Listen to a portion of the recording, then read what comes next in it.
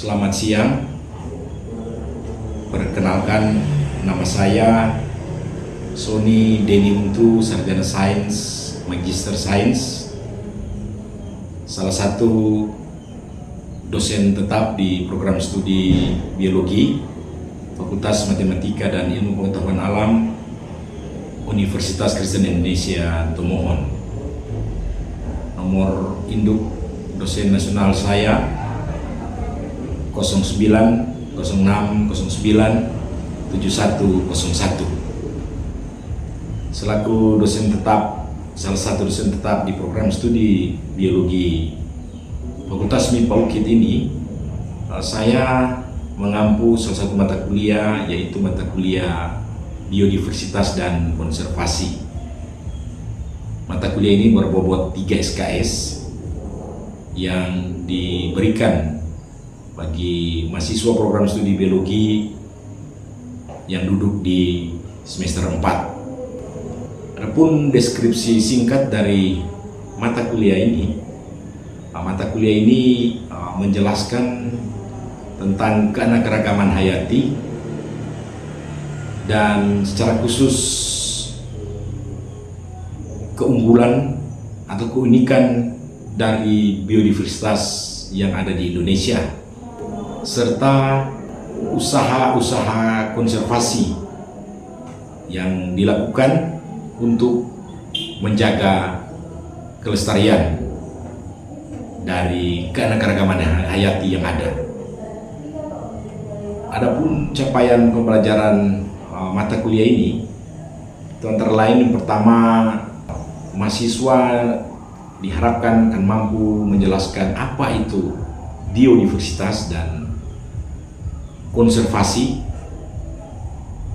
kemudian proses terbentuknya biodiversitas yang ada, termasuk yang ada di Indonesia, serta proses biogeografi yang mendasari terjadinya atau adanya keanekaragaman hayati yang ada di dunia dan secara khusus yang ada di Indonesia. Mahasiswa juga diharapkan mampu menjelaskan biodiversitas kelautan Indonesia sebagai salah satu keunggulan negara kita, di mana wilayah lautnya sangat luas dengan keanekaragaman hayati yang melimpah. Termasuk mahasiswa diharapkan mampu menjelaskan keanekaragaman hayati flora dan fauna yang ada di Indonesia, termasuk yang paling penting mampu menjelaskan biodiversitas atau keanekaragaman mikroba, serta usaha konservasi yang dilakukan untuk menjaga kelestarian dari biodiversitas yang ada, secara khusus yang ada di Indonesia. Sistem pembelajaran mata kuliah ini adalah center learning yang berpusat pada mahasiswa. Baiklah, kita akan memulaikan perkuliahan kita di saat ini, dan tentunya selamat siang bagi saudara-saudara. Dan hari ini kita masuk pada materi kelima ya dari perkuliahan kita untuk mata kuliah biodiversitas dan konservasi. Minggu yang lalu kita telah membahas tentang biodiversitas kelautan Indonesia. Dan hari ini kita masuk pada materi kelima ini dengan topik biodiversitas mikroba. Dan mungkin sedikit mereview materi yang lalu, minggu yang lalu itu tentang biodiversitas kelautan Indonesia. kita tahu bersama bahwa bila dibandingkan dengan biodiversitas dari daratan, maka mana yang paling besar jumlahnya? Tentu biodiversitas laut, karena kita tahu 2/3 ya luas laut di Indonesia itu berbanding 1/3 dari daratan yang ada di Indonesia. Itu berarti keanekaragaman hayati di lautan lebih besar daripada di daratan. Ya toh? Dan satu hal juga, kita tahu bersama bahwa dari 33 film hewan yang ada di dunia ini, itu berapa banyak film yang ada di laut? 32. Saya kira hal-hal itu yang mungkin bisa kita pahami pada materi yang lalu, termasuk keanekaragaman hayati. Kelautan Indonesia itu sangat penting bagi manusia. Nanti saudara bisa melihat kembali materi yang lalu itu. Dan di saat ini, di minggu ini kita akan bersama membahas tentang biodiversitas mikroba. Nah, dari materi ini diharapkan CPMK kita antara lain Anda bisa menjelaskan apa itu mikroorganisme. Yang saya kira ini juga sudah berulang dari materi-materi sebelumnya, materi dasar. Kemudian apa keistimewaan mikroba dan diversitasnya, serta apa pentingnya kita mempelajari keanekaragaman mikroba, serta apa hubungan mikroba dan bioteknologi. Kemudian ada satu potensi mikroorganisme ekstremofilik yang harus kita pahami, serta potensi besar dari mikroba lainnya. Dan yang terakhir adalah tantangan dalam penelitian dan pengelolaan biodiversitas mikroba di Indonesia. Saya kira hal-hal ini yang akan kita bahas, dan kita mulai yang pertama ini. Tentunya kita sudah tahu bahwa mikroorganisme ini, atau juga dikenal sebagai mikroba, itu adalah organisme yang berukuran mikroskopik. Itu hanya bisa dilihat dengan menggunakan alat bantu tentunya. Dan hidup sebagai sel tunggal atau single cell, ataupun dalam koloni-koloni sel. Dan kita tahu bersama bahwa mikroorganisme ini itu habitatnya sangat luas, serta memiliki tingkat keanekaragaman yang sangat tinggi. Hal-hal ini yang akan kita pelajari dalam perkuliahan kita atau materi kuliah kita di saat ini. Nah, kita mengenal ada istilah tree of life atau pohon kehidupan, di mana asal mula kehidupan itu banyak digunakan dalam ilmu biologi atau ilmu hayat. Dan kita tahu bersama ada 3 organisme yang menjadi dasar dari tree of life ini atau pohon kehidupan, yaitu Archaea, Eukarya, dan tentunya bakteria. Nah, bakteria ini yang akan menjadi root dari kehidupan yang secara saintifik kita pelajari. Nah, karena bakteria ini ya adalah salah satu mikroba yang sangat banyak kegunaannya bagi manusia, maka kita mulai dari bakteria. Kita tahu bersama ciri-ciri umum dari bakteria ini adalah organisme prokariotik. Kemudian bentukan kehidupan pertama muncul di bumi itu kurang lebih sekitar miliar tahun yang lalu, itu dari mikroorganisme ini atau mikroba ini. Kemudian muncul dalam berbagai bentuk dan ukuran. Nah, bakteria ini adalah biomas terbesar di bumi.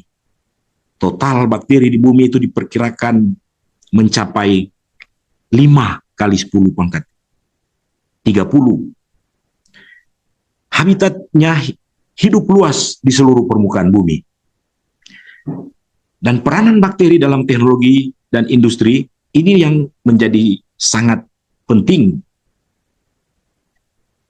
terutama dalam proses pengolahan pangan, kemudian ada rekayasa lingkungan, serta digunakan juga sebagai alat dalam aplikasi biologi, yaitu di biologi molekuler, genetics, biochemistry, dan bioteknologi. Bahkan di program studi kita, banyak kakak-kakak tingkat kita yang melakukan penelitian di bidang ini secara khusus dari bakteria. Dan tentunya mungkin di antara kalian nanti ada yang bisa melakukan penelitian menggunakan bakteria. Nah, sementara Archaea ini adalah juga mikroorganisme prokariot. Dan secara morfologi memiliki banyak kemiripan dengan bakteri.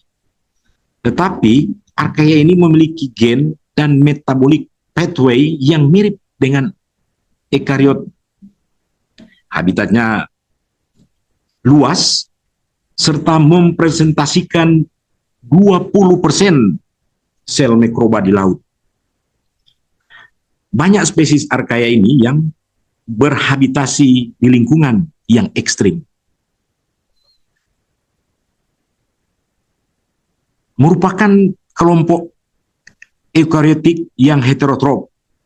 Ini yang fungi, atau dalam bahasa Indonesia itu biasa kita sebut sebagai jamur. Ini mikroorganisme ketiga yang ada dalam materi kita di biodiversitas ini. Nah, diversitas spesies dari fungi atau jamur di seluruh dunia itu diperkirakan berjumlah 1,5 juta. Dan berdasarkan morfologinya, ini fungi tergolong mikroskopik dan dikelompokkan itu pertama sebagai kamir atau juga dikenal sebagai yeast yang bersifat uniselular, serta kapang atau mungut. Nah, ini dia multiseluler dan berfilamen. Nah, fungi, hubungan dan interaksi antara fungi dan manusia itu seperti kawan vs lawan. Lawannya, jamur ini atau fungi ini sebagai pembusuk, kemudian bersifat patogen, alergen, karena ada yang alergi terhadap fungi, serta produsen zat toksin. Nah, sebagai kawan, fungi ini sebagai mineralisasi. Jadi dia menjadi merupakan degradasi dari material organik. Kemudian mikorisa, itu kita kenal di fungi itu, dia adalah simbion bagi tanaman tingkat tinggi. Nah, ini kita pelajari di ekologi tumbuhan tentang hubungan atau mikorisa ini. Serta ada bahan pangan dan pengolahan serta obat-obatan, ilmu pengetahuan dan penelitian, bioteknologi, serta juga bersifat sebagai biological control atau anti hama. Nah, itu dalam ekologi rumah itu kita bisa mempelajarinya. Serta bersifat sebagai kontrol polusi atau pollution control yang fungi ini. Nah, beberapa peranan fungi dalam teknologi dan industri itu sejak ribuan tahun yang lalu itu banyak digunakan menjadi bahan baku pengolahan. Metabolit yang dihasilkan itu telah banyak diaplikasikan pada industri farmasi dan proses bioteknologi seperti antibiotik, asam amino, dan asam organik, dan banyak hal lain lagi dari penggunaan fungi ini atau jamur ini. Nah, kemudian virus, mikroorganisme keempat ini, itu bentuk kehidupan non-seluler atau aseluler. serta dia merupakan molekul infeksius. Paham terhadap molekul infeksius ini? Kemudian dia berukuran sangat kecil, membutuhkan host untuk memperbanyak diri, serta bersifat patogenik pada manusia dan organisme lainnya, serta memiliki dampak pada evolusi mikroorganisme. Itu yang virus. Nah, keistimewaan mikroba dan diversitasnya ini memiliki porsi terbesar sebagai penyumbang keanekaragaman hayati di dunia. Jasa lingkungan ini meregulasi berbagai siklus elemen kimia penting seperti karbon dan nitrogen, dan memiliki peranan penting dalam menciptakan lingkungan yang nyaman bagi seluruh organisme lainnya di dunia ini. Ini peranan penting atau keistimewaan dari mikroba. Juga produsen dari setengah jumlah oksigen di bumi. Bisa kita bayangkan peran dari mikroba ini. Kemudian dapat hidup di semua jenis habitat. Di mana? Di tanah, di air, udara, laut, bahkan ada di kawah gunung berapi, di lokasi pertambangan, di lumpur, di gurun, bahkan di semua habitat yang tidak bisa organisme lain hidup, mikroba bisa hidup di tempat-tempat tersebut.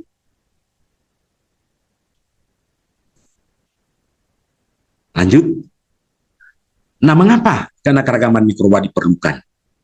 Paling tidak, itu yang pertama adalah mikroorganisme itu memberikan sumber kekayaan informasi genetik untuk biologi molekuler dan bioteknologi. Kemudian memberikan manfaat ekonomi besar melalui eksploitasinya dalam berbagai proses bioteknologi. Serta keanekaragaman mikroorganisme menyokong keberlangsungan ekosistem yang sustainable. Bisa kita bayangkan betapa besarnya penting dari keanekaragaman mikroba yang mungkin banyak orang dianggap hal sepele dengan adanya organisme mikro ini yang sebagian pandangan mereka adalah bersifat negatif bagi kehidupan manusia. Nah, kita membahas ini di hal-hal yang sering dimanfaatkan untuk kesejahteraan manusia. Dan apakah ada pertanyaan untuk materi sebelumnya atau apa yang telah kita bahas? Dari setidaknya ada 4 mikroba. Nah, nanti kalau ada silakan ditanyakan. Nah, kita lanjut. Oke, kita lanjut. Ambil dulu yang, oke, ini yang share screen-nya. Oke. Nah, pentingnya keanekaragaman mikroba itu diperlukan, itu sekira mikroba ini memberikan sumber kekayaan informasi genetik untuk biologi molekuler dan bioteknologi. Itu yang sudah kita bahas tadi. Dan pentingnya penelitian mengenai keanekaragaman mikroba itu sebagai penyumbang kekayaan diversitas hayati terbesar. Dibandingkan dengan flora dan fauna, informasi mengenai biodiversitas mikroorganisme ini masih sangat sedikit. Dan memang terbatas dalam penelitian-penelitian laboratorium. Karena memang ya sangat memerlukan juga teknologi dalam penelitian untuk keanekaragaman dari mikroba ini, secara khusus penggunaan untuk kesejahteraan manusia. Diperkirakan itu baru sekitar 0,5% ya dari jumlah total 2-3 miliar spesies mikroorganisme yang sudah teridentifikasi. Bisa kita bayangkan berapa banyak itu dari 2-3 miliar yang baru 0,5%, tidak sampai 1%. Explore dari penelitian mengenai keanekaragaman mikroba. penelitian juga sudah membuktikan adanya potensi dan manfaat yang besar.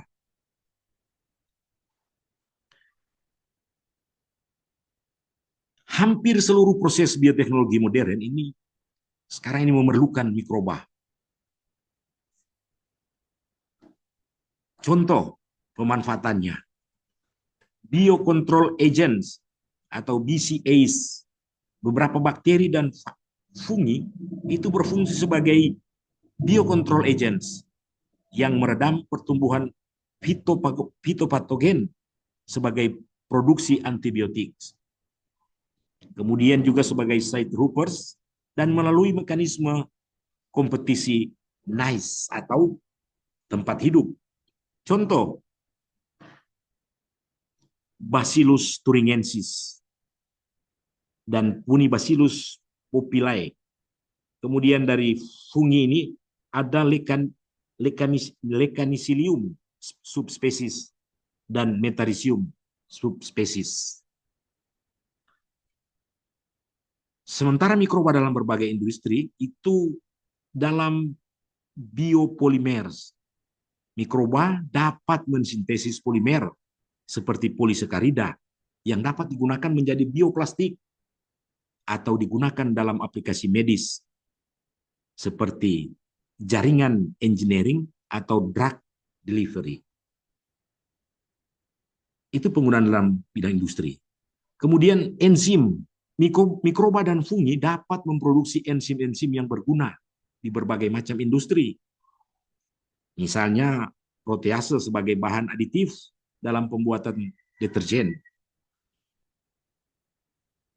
Kemudian ada pektinase sebagai bahan penjernih atau clarification proses dalam industri jus buah kemasan.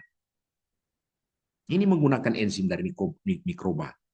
Yang mungkin sebagian orang terbilang kalau sudah menggunakan ini mungkin akan terjadi menimbulkan penyakit dalam tubuh manusia, tapi dengan teknologi yang ada lewat vektor ini, maka teknologi-teknologi di bidang-bidang ini itu bisa dilakukan dengan penggunaan mikroorganisme atau dari mikroba ini. Kemudian ini yang sangat penting, mikroba dalam kedokteran dan obat-obatan. Antibiotik yang saat ini kita kenal itu adalah satu kegunaan terbesar dari mikroba yang fungsinya sebagai antimikrobial agent. Bisa Anda berikan contoh?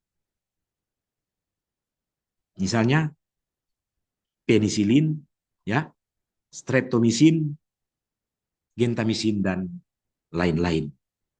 Dan yang paling penting juga sebagai mikroba ini sebagai anti-cancer drugs itu sudah dikembangkan saat ini.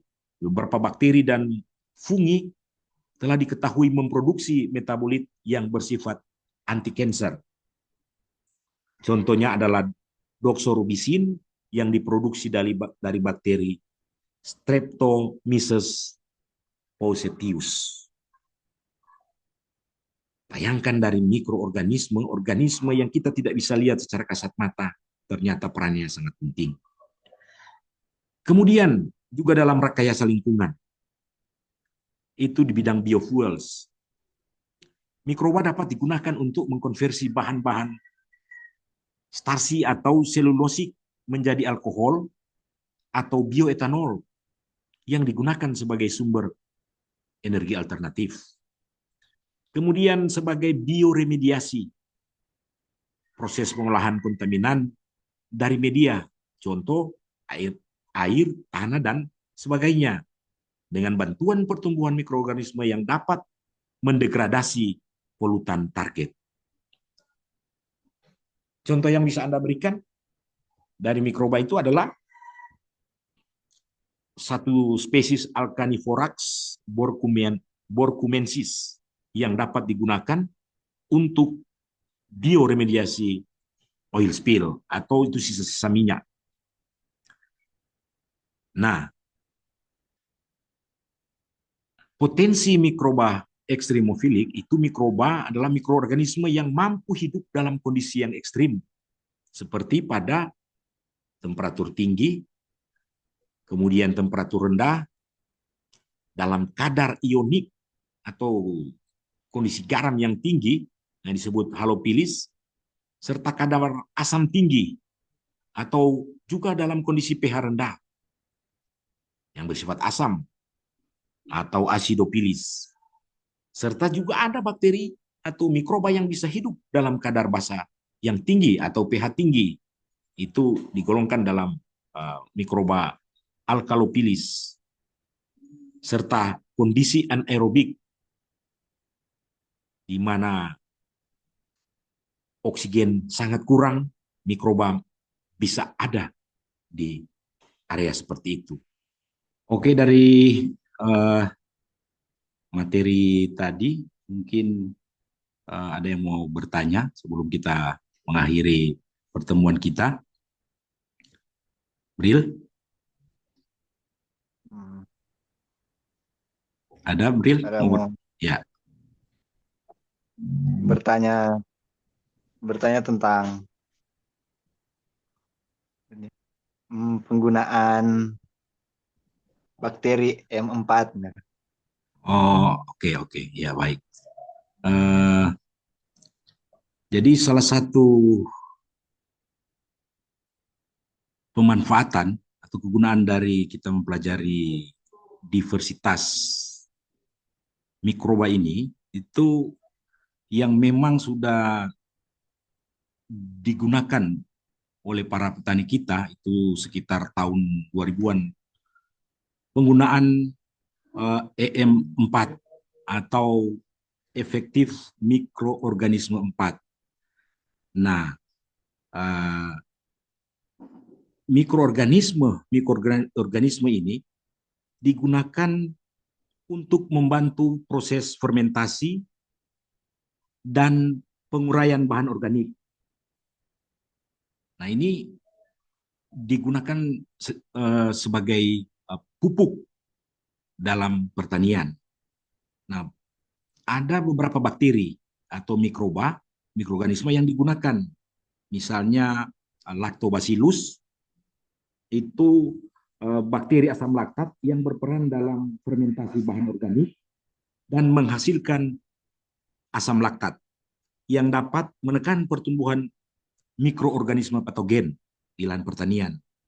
Kemudian ada bakteri fotosintetik atau Rhodopseudomonas spesies. Kemudian ada Actinomycetes. Ini membantu dalam dekomposisi bahan organik. Kemudian ada Streptomyces.